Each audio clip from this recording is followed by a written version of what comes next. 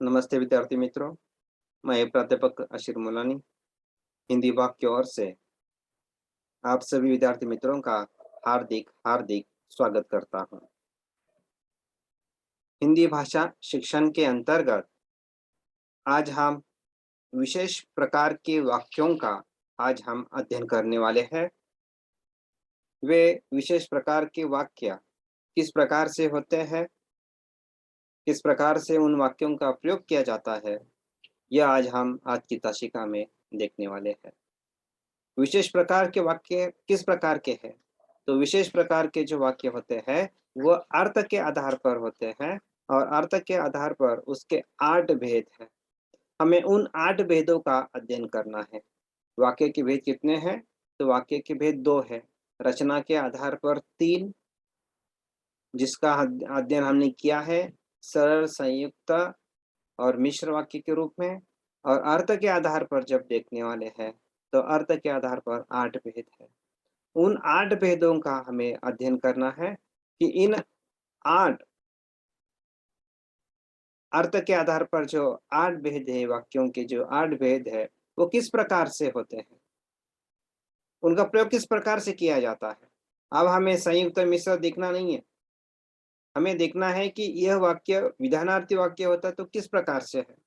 विधानार्थी वाक्य में सरल वाक्य होता है, मिश्र वाक्य होता है, संयुक्त वाक्य होता है, तो किस प्रकार से उनका प्रयोग किया जाता है, इनका आज हम विस्तार के साथ में इनका हम अध्ययन करने वाले हैं। तो पहला जो है वह है विधानार्थी वाक्य। विधानार्थी वाक्य किसे कहते हैं वो देखेंगे, उसकी परिभाषा क्या है। जिन वाक्यों में किसी व्यक्ति या वस्तु के बारे में कोई विधान किया जाता है उसे विधानार्थी वाक्य कहते हैं। परिभाषा आसान सी है कि जिन वाक्यों में, अर्थात जिस वाक्य में किसी व्यक्ति के बारे में या वस्तु के बारे में कोई विधान किया जाता है उसे हम विधानार्थी वाक्य कहते हैं। जैसे इसका सरल वाक्य हो सकता है या होता है कि राजा नगर में आया। राजा नगर में आया एक विधान है कि वो राजा कहाँ आया है, नगर में आया है। यही वाक्य अगर संयुक्त वाक्य में बनाना है तो कैसे बनेगा? तो राजा नगर में आया और उनके लिए आनंद मनाया गया। कि राजा कहाँ गया? नगर में आ गया और उनके लिए यानी प्रजा ने क्या मनाया? आनंद मनाया। इस प्रकार के संयुक्त वाक्य होता है। ये विधान है, इसके पीछे एक विधान किया है। व्यक्ति के बारे में एक राजा है और उस प्रजा भी राजा के लिए आनंद मनाती है। जब नगर मिश्र वाक्य इस प्रकार से बनेगा, जब राजा नगर में आए तब आनंद मनाया गया।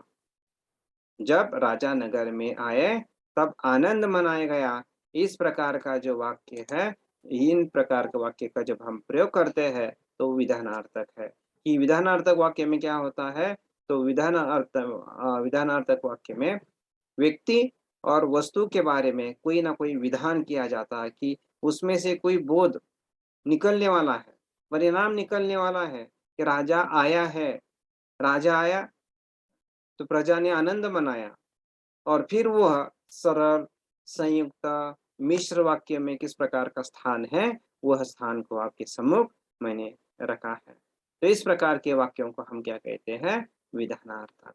उसका दूसरा भेद को हम जानने की कोशिश करेंगे, वह है निषेधार्थ वाक्य। निषेधार्थ वाक्य किसे कहते हैं? जिन वाक्यों में किसी विषय के अभाव का बोध कराया जाता है। अभाव, किसी विषय के अभाव में। अब यहाँ अभाव महत्वपूर्ण है। समझने के लिए क्या महत्वपूर्ण है? यहाँ अभाव महत्वपूर्ण है, और वह अभाव यहाँ महत्वपूर्ण होता है कि वाक्य में विषय के बारे में अभाव है, किसी के बारे में कुछ है। जैसे न का बोध यहाँ होने वाला है कि राजा नगर में नहीं आया। राजा नगर में नहीं आया, नहीं के वजह से निषेध का बोध हुआ, नहीं का बोध हुआ। संयुक्त वाक्य भी इस प्रकार से है कि राजा नगर में नहीं आया इसलिए आनंद नहीं मनाया गया। राजा नगर में नहीं आए इसलिए क्या मनाया गया?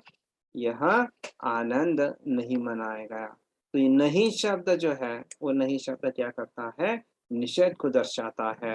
और इस प्रकार से निषेध वाक्य होता है जिस देश में राजा न रहता, वहाँ की प्रजा को शांति मिलती। यह दूसरा वाक्य आप कहेंगे वो पहले जैसे वाक्य है। नहीं, मैंने दूसरा वाक्य ले लिया है यहाँ पे कि जिस देश में राजा नहीं रहता, वहाँ की प्रजा को शांति मिलती है। अब ये आप कहेंगे पहला वाक्य अलग है, यहाँ अलग है, तो हम वाक्य बदल सकते हैं। निषेधवाद एक जैसे ही नहीं आएँगे, सरल वाक्य भी होता है, संयुक्त भी होता है और मिश्र वाक्य भी होता है। इसीलिए उदाहरण में थोड़ा-सा परिवर्तन यहाँ पे किया गया है। तो निषेधार्थ वाक्य में क्या होता है, किसी विषय को न या उसके बारे में अभाव होता है, न का निषेध यहाँ न का विरोध यहाँ किया गया होता है। इस प्रकार के वाक्यों को हम निषेधार्थ वाक्य कहते हैं।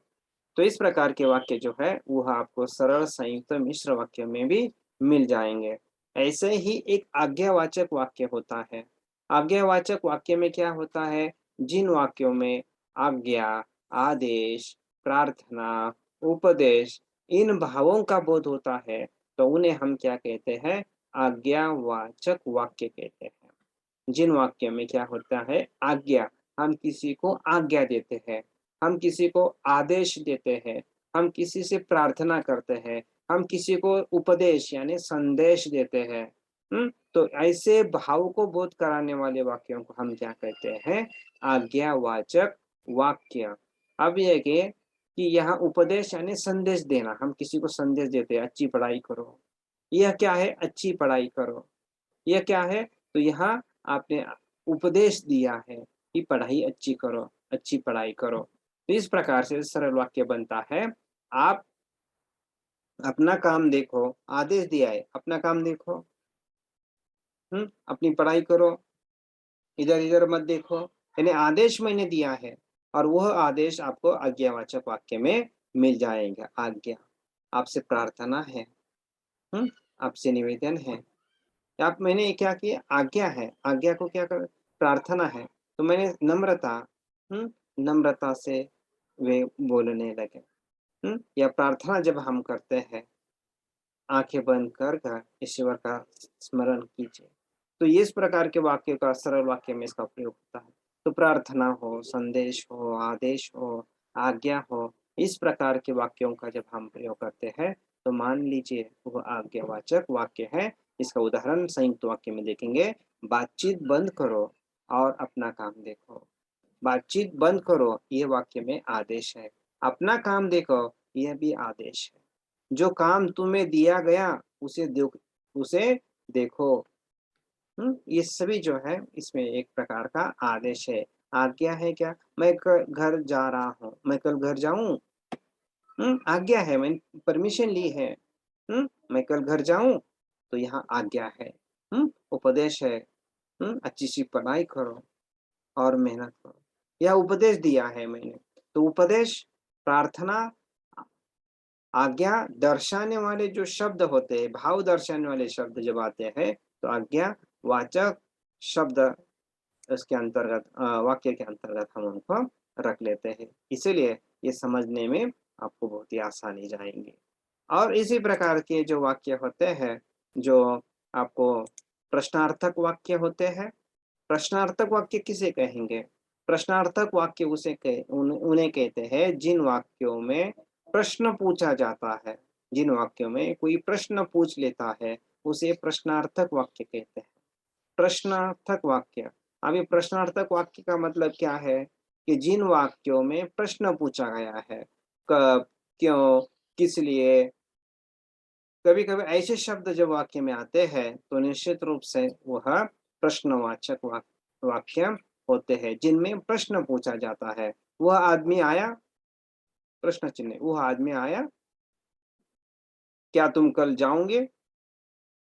क्या तुम घर कब जाओगे? इस प्रकार के वाक्य आएँगे, तो निश्चित रूप से यह प्रश्नार्थक वाक्य है। संयुक्त वाक्य भी इस प्रकार से आता है, वह कब आया और कब गया? वह कब आया और कब गया? यह और के माध्यम से संयुक्त वाक्य हुआ और यह स्वतंत्र वाक्य है अगर वह कब आया, कब गया, इस प्रकार से। वह कब आया और कब गया? मुझे पता ही नहीं चला। तो ऐसे वाक्यों का भी हम क्या करते हैं, प्रश्नार्थक वाक्य में भी क्या हो सकता है, संयुक्त वाक्य हो जाते हैं। क्या तुम जानते हो कि वह आदमी कब आया?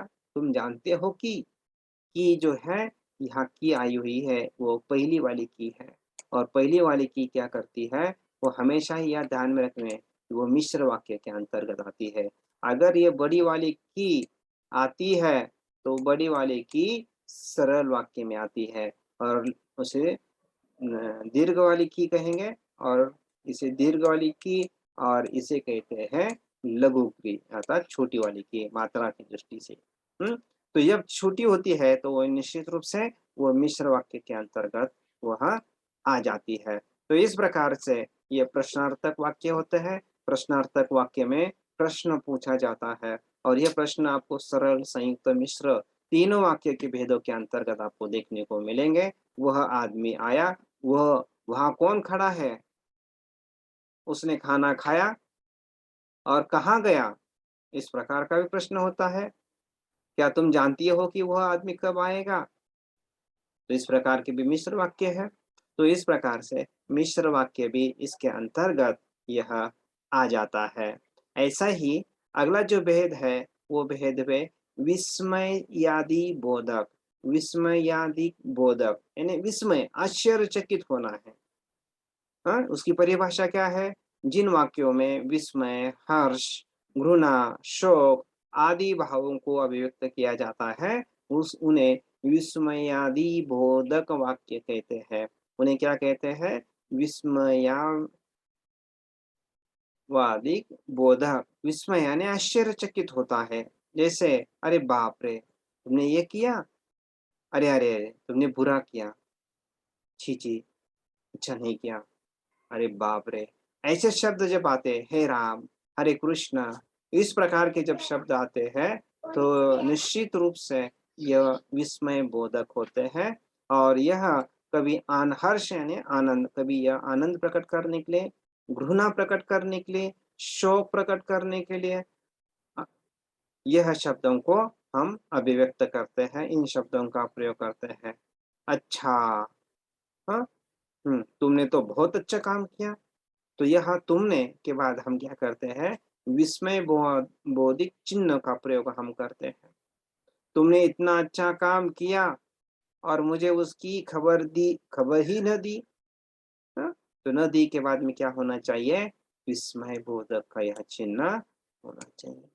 यह है विस्मय बोधक का चिन्ह। मिश्र वाक्य में इस प्रकार से है, जो काम तुमने किया वो तो बहुत अच्छा है। तो इस प्रकार के जो विस्मय बोधक वाक्य है, वो विस्मय बोधक वाक्य का प्रयोग आप अपने प्रयोग करते हैं। वह आपको कई उदाहरण आपको मिल जाएँगे, जो विस्मय आदि बोधक के अंतर्गत आते हैं। विस्मय आदि बोधक जो वाक्य है, वह हर्ष, आनंद, घृणा, शोक इन भावों को अभिव्यक्त करता है। कोई गाड़ी सामने से गई, हम बिना हमारा ध्यान इधर-उधर नहीं था, हम आगे देख के चले, हमें पता ही नहीं चला कि गाड़ी आ रही है, और हमारे पास आकर ज़ोर से वह रुक जाती है। अरे बाप रे! हमारे मुँह से शब्द निकलता है। तो अरे बाप रे! ये जो शब्द है, वह विस्मयादिबोधक यह शब्द है। वॉव! कितना अच्छा फूल है। अरे! सुंदर। इस प्रकार के जब विस्मयबोधिक शब्दों का जब हम प्रयोग करते हैं, वह सरल वाक्य में करते हैं, संयुक्त में करते हैं, मिश्र में करते हैं, और ऐसे शब्द यह अर्थ के दृष्टि से काफ़ी महत्वपूर्ण होते हैं, क्योंकि उनका हम वाक्यों में प्रयोग करते हैं। ऐसे ही अगला जो एक भेद को हम जानेंगे, वह है इच्छा बोधक अव्यय। इच्छा बोधक अव्यय। अब ये इच्छा बोधक अव्यय क्या है? जिसमें हम क्या करते हैं, अपनी इच्छा, शुभकामनाएँ उनको देते हैं। हुँ? ईश्वर तुम्हारा भला करे, भगवान तुम्हें सुखी रखे। तो यहाँ आप इच्छा या शुभकामना या आशीर्वाद आप दूसरों को क्या करते हैं, देते रहते हैं। जब आप इस प्रकार के वाक्यों का प्रयोग करते हैं, तो इसे इच्छा बोधक वाक्य कहते हैं, जिनमें आप इच्छा पूर्ण अर्थात आशीर्वाद हो, शुभकामना हो, बधाई हो, वह देते हैं। इसका उदाहरण यह सरल संयुक्त मिश्र का देखेंगे। ईश्वर तुम्हें चुराई करे, चुराई का मतलब है भला करे। ईश्वर तुम्हें सुखी रखे, यह सरल वाक्य है। संयुक्त वाक्य इस प्रकार से बनता है, भगवान मैं सुखी रहूं और मेरे सामने दूसरे भी सुखी रहे। दूसरे को यहाँ दूसरी मात्रा यहाँ होती है। भगवान संयुक्त देखो, भगवान मैं सुखी रहूं और मेरे समान दूसरे भी सुखी रहे, मैं भी सुखी आप भी सुखी। और इस प्रकार से मैंने क्या किया, और के माध्यम से मैंने सुखी अर्थात अपनी मन की जो इच्छा है वो इच्छा को रखा, भगवान मेला भी भरा करे और मेरे साथ साथ मेरे चाहने वाले मेरे साथ या मेरे समान औरों का भी भला करे। तो इस प्रकार की जो इच्छा को हम क्या करते हैं, जब हम अभिव्यक्त करते हैं, तो अभिव्यक्त करने वाले इच्छा जैसे शब्दों को हम इच्छा बोधक वाक्य कहते हैं। जो किसी के लिए बधाई देना है या किसी को आशीर्वाद देना है या इच्छा दर्शानी है। मिश्र वाक्य को भी हम देखने वाले हैं। वह जहाँ रहे वहाँ सुखी रहे, वो जहाँ रहे वहाँ सुखी सुख से रहे। यहाँ भी आपने क्या किया, वो सुख से रहे, आनंदित रहे। यह अपनी इच्छा प्रकट की, आप इच्छा प्रकट की और यह परिणाम बोधक या इसके पहले वाक्य के भेदों को देखा तो उसमें कोई भेद नहीं, ये इच्छा बोधक अलग है या शुभकामना है। तो यह शुभकामना यहाँ महत्वपूर्ण है, इच्छा महत्वपूर्ण है। तो इस प्रकार के वाक्यों को हम इच्छा बोधक अव्यय के अंतर्गत हम उसको रख लेते हैं कि वह इच्छा बोधक अव्यय होता है। अगला जो भेद है वह है संदेश सूचक। जिन वाक्यों में हम संदेश या संभावना व्यक्त करते हैं उन्हें हम क्या कहते हैं, संदेशवाचक शब्द कहते हैं। जिन वाक्यों में हम किसी को संदेश देते हैं, आप कहेंगे उपदेश, उपदेश अलग और संदेश अलग। अभी संदेह और संभावना यह देखना है। जिन वाक्यों में संदेह और संभावना देखना है। संदेह का मतलब है शक, संशय, यह संदेह का समानार्थी शब्द है। जिन वाक्यों में संदेह या संभावनाएं व्यक्त होती है उन्हें संदेह संदेश सूचक वाक्य कहते हैं। इसमें क्या होता है, उसमें संदेह है, जैसे उसमें सरल भी है, संयुक्त है, मिश्र भी है। जैसे संदेह क्या है कि यह चिट्ठी लड़के ने लिखी होगी, यह चिट्ठी किसने लिखी है मालूम है क्या मुझे, नहीं है, तो मैंने अनुमान लगाया है, संदेह मेरे मन में है कि यह चिट्ठी किसने लिखी होगी, ये चिट्ठी तो लड़के ने ही लिखी। संयुक्त वाक्य भी इस प्रकार से बनता है, नौकर वहां से चला होगा और सिपाही वहां पहुंचा। कि नौकर ने कुछ गुनाह किया होगा इस लेकिन सिपाही जब वो पहुंचे तो वो वहां से चला गया होगा, इसलिए हमने क्या किया, नौकर वहां से चला गया होगा और सिपाही वहां पहुंच गई। नौकर वहां से चला गया और पुलिस वहां पहुंच गई। तो यहाँ संदेह है कि पुलिस कब पहुंची है, नौकर चले जाने के बाद। यह संदेह हमारे मन में उपस्थित हुआ। तो इस प्रकार के जो वाक्य का जो प्रयोग करते हैं तो वह संदेह सूचक वाक्य होते हैं। जो चिट्ठी मिली है वह उस लड़के ने लिखी होगी, जो चिट्ठी मिली है वह उस लड़के ने लिखी होगी। है क्या, होगी, होगी क्या है, भविष्य को बताता है।